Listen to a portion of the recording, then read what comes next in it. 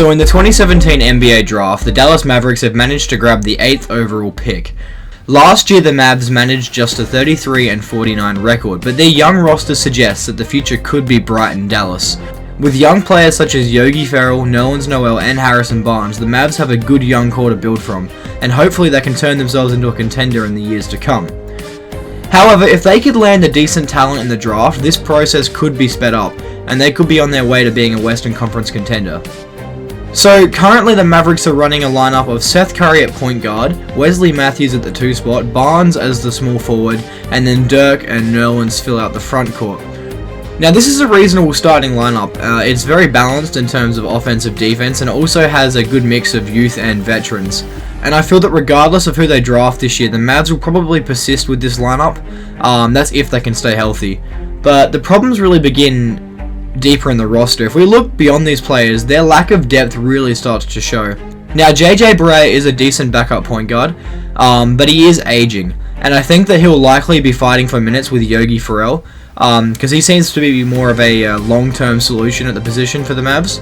But the real problems really begin when you look at their front court depth. I mean, Dwight Powell is a decent enough backup power forward, and Nicholas Brasino could develop into something in time, but the Mavs really need to find some offense from the center position. Right now they're running with Silo Mejri and AJ Hammonds, and I'm just feeling that they're not going to be majorly productive off the bench, especially on the offensive side of the floor. And this is why I think that Dallas must draft a center with their 8th pick. Now, lucky for them, there are 2 offensive-minded big men that are projected to be drafted around 7 to 10, and they are Zach Collins and Lauri Markkanen. Collins is a very efficient scorer and has decent post skills and a jump shot that stretches all the way out to the 3-point line. And he's also a very aggressive defender. He was able to average almost 2 blocks a game despite only playing an average of about 17 minutes. Although his aggression on defense does often leave him in foul trouble, he did average 3 fouls per game, and again he only played 17 minutes a game, which is pretty concerning.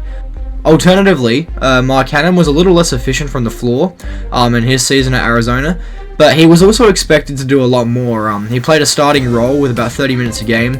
He took about 10 shots per game as opposed to Collins, who only took about 5. And he was only a backup center as well. Markkanen's defense is less impressive than Collins and is mostly due to his shorter wingspan. He did only average 0.5 blocks per game and 0.4 steals. However, this is sort of offset with his offense.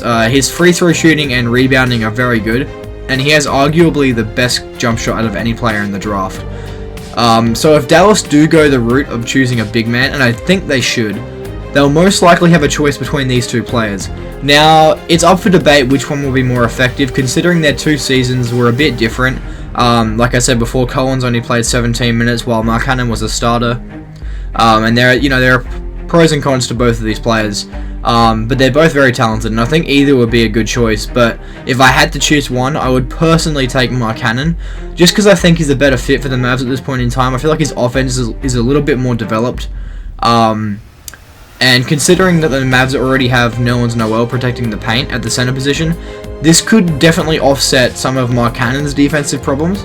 His offensive versatility could be like a real difference maker off the bench for the Mavs, and I feel like he could really develop into something special. So guys, that's my take on the Mavs in this year's draft. I'm really hoping they do draft a big man. They could go a different route. They could definitely go for a backup small forward.